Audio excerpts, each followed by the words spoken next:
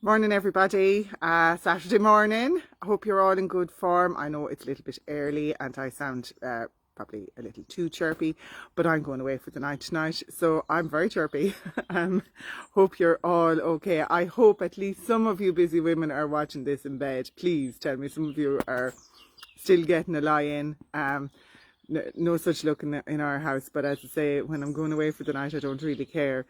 So, when you're going away, you have to make hay while the sun shines, and the sun is kind of shining here. Um, oh, hi. I'm going to show you what I've been doing with the new border that we put in at the back fence. Now, I suppose just to explain this back fence thing to you guys, our back fence borders a farm, and they have dairy cattle, and the cows are often in the field behind us, and for that reason we've always kept our view through to the field because we love seeing the cows, and sometimes they have the calves out as well. Hi, Jew. So we've been reluctant to put up a hedge. The other thing is the length of that fence is quite long, and if I just put up a plain hedge, I'm looking out my kitchen window at it, and it's a bit boring, for want of a better word. Like a straight line of green is not, I like colours and different types of plants. So, so I haven't put up a plain hedge either for that reason. Also, I would argue that a hedge is possibly not consistent with a busy woman's lifestyle. Hedges need to be maintained, and you're kind of in a catch-22. If you get a fast-growing hedge to go up quick and give you the privacy or the windbreak or whatever you're looking for, then you're going to be maintaining a fast-growing hedge because you're forever trying to stop it from growing past the point you want it. And if you get a slow growing hedge, you're waiting forever for it to grow. So by the time it's any use to you, you don't need the hedge. You probably can't see that far anymore. So I've gone with a different approach. I've gone with a mix and match kind of approach. So if you're a real tidy, neat freak, it probably is not for you, but I like it. So I'll just turn the camera around so you can see. I'm up this end of the garden now trying to get Wi-Fi. So one sec. So here we are. So there's muck and still some, so I'll use my finger. This patch of muck the grass will grow through it, it'll be fine. And we still have to remove some of the, uh, turf that's still there. So what we've done so far is we created the line that we wanted by going in and out of the house and looking at it from different windows and seeing that the shape was what we wanted. And then we have used a rope to do that. So you might remember I had a coloured rope laying out the line. Then we dug along that, strip off the turf, dig down, put the turf back in, most of it. Some of it doesn't fit. I can never figure that out, how you always end up with having too much turf. Anyway, that's a different story. And now we have this, we dug it all down, and I'm lucky we have another farm the other side of us that have horses. So we have well-rotted manure that we could dig in through it as well. So the soil has been kind of well prepared now. And I knew what I wanted, so I have been saving plants all along for this. So I'm sorry, I actually forgot to put this on the selfie stick or anything. So I've placed out the shrubs and trees that I'm going to use. Some of them are being repurposed from other areas of the garden, and to be honest with you, some of them are in less than glorious nick. So I'm putting them in places where I can't see them. The reason why they're just sitting on top of the soil so far is because I keep going in and out of the house and other areas of the garden and making sure that the ones that are evergreen or, for different reasons are in spaces I want to see them, because once they're down, they're down. You can move, and as you can see, I am moving shrubs, but you can't be picking them up and down every 5 minutes, so it's better to measure twice and cut once. So I'm moving them around into spots where I think that they might suit. So I'll just talk you through what I have and why I've chosen these ones. Okay, so right here in front of us is a twisted hazel, and it's a deciduous. Obviously it's a hazel, the same as a hazel you'd see grown in any woodland, but it's a native tree and it's deciduous, so it'll lose its leaves, but the little hazelnuts and stuff that grow in it are food for animals. And because it's a twisted one, I don't know if you can see, but when the leaves are fully gone, the silhouette of the twisted branches will be visible, and it's still pretty. I think it's still a really pretty shrub to have during the winter. sometimes, like, you know, look around you in Ireland, an awful lot of the native trees are deciduous, so it can be tricky to find something that'll give you a bit of cover in winter and at the same time is, you know, helping the environment, or, you know, feeding the birds and bees and stuff. So it's a bit of a balancing act trying to do all that, because really a lot of the evergreen ones are foreign and don't really add anything into the ecosystem. So I have a mixture of things because I'm all about the balance. So what I have here is native holly. So same thing. There's a good few reasons why I have this. First of all, I think holly is lovely. I think the colour is really rich on the leaves, and it has berries which the birds like and are pretty to look at before they eat them all. And also, as you can see, I have this barrier. Whoa, this netting here.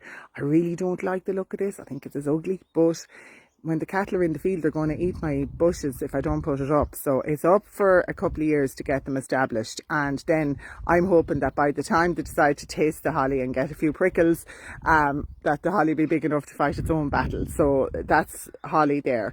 This here, not native, but I don't care because I love it. It's called Mahonia. There's a load of different types of Mahonias, and like the other one, it's prickly, so I'm putting it there on purpose so that I think it'll not be eaten to bits by the cattle in years to come. But it's evergreen, which I also love.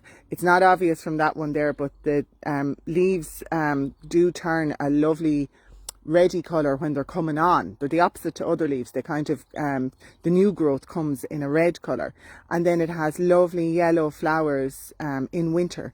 So the yellow flowers will come in December and January when there's nothing else going on. So I'm making sure that that one is somewhere I can see from everywhere, because I know in years to come that that one will you know, break up the bleakness in the winter. So yeah, so that's that. This is a viburnum that is being moved and is looking a bit depressed. I'm hoping it's going to survive. It was in a bad spot, and I'm hoping that this move will turn it around and give it another lease of life. I'm just trying to think. I'll write it in the chat or something, or the comments later. I can't remember which exact viburnum it is. The name is just escaping me, but it has lovely, they're nearly like hydrangea type flowers on it in winter as well. So I'm putting stuff up here that will cheer me up in winter, especially because it's easy putting the bright coloured flowers in amongst them for the summers then, you know. So if you get the winter bit right, then it's easy filling the gaps with stuff to cheer up the summer. So it's a viburnum. There's loads of viburnums. Viburnum tinus is the one that most people will have, and is lovely. Has a smaller leaf than that though, and doesn't have those corrugated leaves like that one has. And there's a viburnum davidi that's a ground cover viburnum, which I really don't like, but there's no harm in it. It's personal taste thing. And this little miserable disaster. I'm hoping it's all going to be fine, because there were flowers on it a couple of months ago. It's a lilac. I love lilac. And when I moved into this house first, it had a hedge of lilac that had to come out to make space for the extension. So I'm hoping it'll come round. I'm hoping that it's just leaf fall because it's autumn and it was in a bad spot, and I'm hoping that this might be its whole new lease of life. As you can see, we still have some tidying up to do. Then I have these are new to me now, these little guys. I have a couple of these. Very hard, I think, to find nice medium-sized evergreen shrubs. There's some, right? There's Choicea, which I already have, and Unimus, which I already have, but they're not the most exciting. Look, they fill a gap and they're grand. I'll show you them maybe another day, but they're everywhere. So I was looking for something a bit different. These are Nandina, and look, they're just a shrub, but they don't get too big, and they're evergreen. So that's one of the sort of criteria. I'm trying to get something in here to keep me going all year round. So I'll just go past. So my lilac is going where I can't really see it in case it doesn't work out. If it works out, it'll grow big anyway, and I will be able to see it. But if it doesn't work out, it's not the end of the world. But I'm hoping that this might be a rehabilitation situation here. This here now is another experiment. Can you see it there? So it's a tree. I love trees. I wasn't meant to buy this tree. So this is with Cornus Norman, what's his name? Norman Haddon. what I wanted was a Cornus Cusa, and if you look them up, they're gorgeous medium-sized tree. They have a white flower on them. They are deciduous, but they're just beautiful. I came across them in someone else's garden and fell in love, and you can get them in kind of a pinky colour with a pinky colour flower and a white flower, but they're very dear. Like one about half the size of that tree. So I don't know, that tree is probably about 3 meters tall. One literally half the size of that was twice the price. And the accountant and me just come out in these situations. So I decided, I was chatting to the lady and I said, I'm going to try this one because it also has the white flowers. So it's those kind of white flowers you're talking about and these red berries. So I'm going to give it a go. It's also what they call semi-evergreen, which means it mightn't lose its leaves. So I'll just have to take the gamble on that. I wasn't looking for an evergreen tree. As far as I can see, there's no such thing as a lovely evergreen tree, you know, that has flowers and something going on all around. The nearest thing is actually that viburnum, if it comes right. They do, when they're in the right spot and are allowed to grow, they do turn into nearly like a big tree and are beautiful. But remains to be seen if it's going to happen with that one. We'll see. And here then I have another little holly. So that's going there for the same reason as because the border is narrow in here. It'll have to go near the fence, and I'm hoping that the cattle won't eat that one on me. That's basically the plan.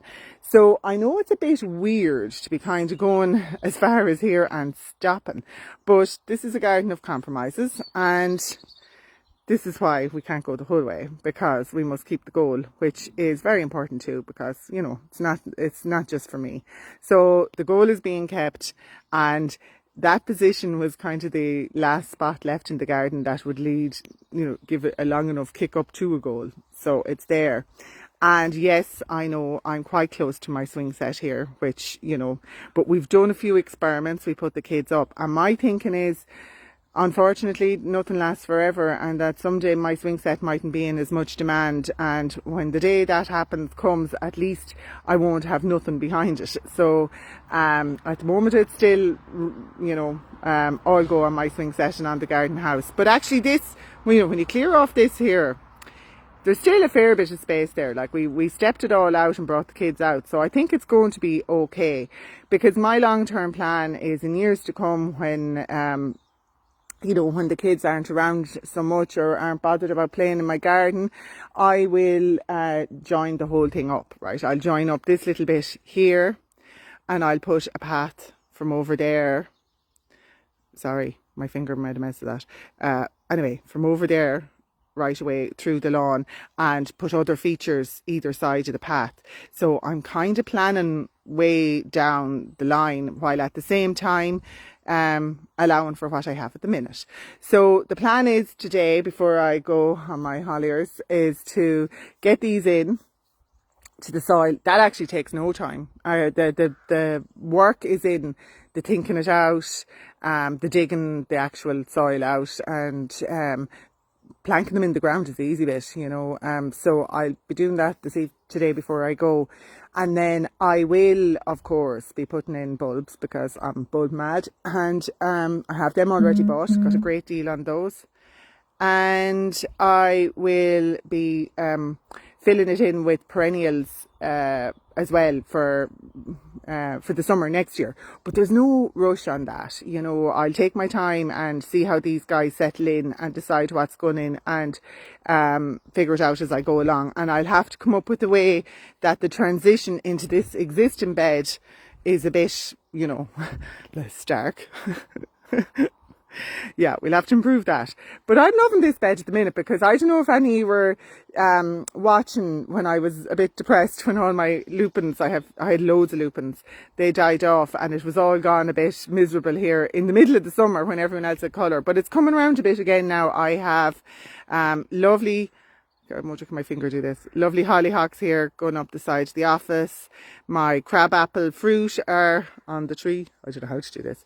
And I have my gladioli coming on, and some echinacea, and at the back there I have Michaelmas daisies, which were a present from somebody, and I should bring them forward. I'll probably move them forward, they're too far behind there. So the idea was, this bed was supposed to be purple and lemon and yeah, it's okay. It's working to a point, but ever since somebody said to me I should have gone with reds and oranges, I'm sort of haunted by that. So I think someday when I have run out of ideas and things to do, I will probably move it towards being a red and orange bed and move all the purple and lemons somewhere else. But I think if I said that inside in the house at the minute now, I'd be shot. So I'll keep my mouth shut about that for the time being and keep it in the background for a project down the line.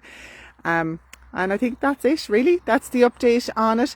I hope you're all doing okay.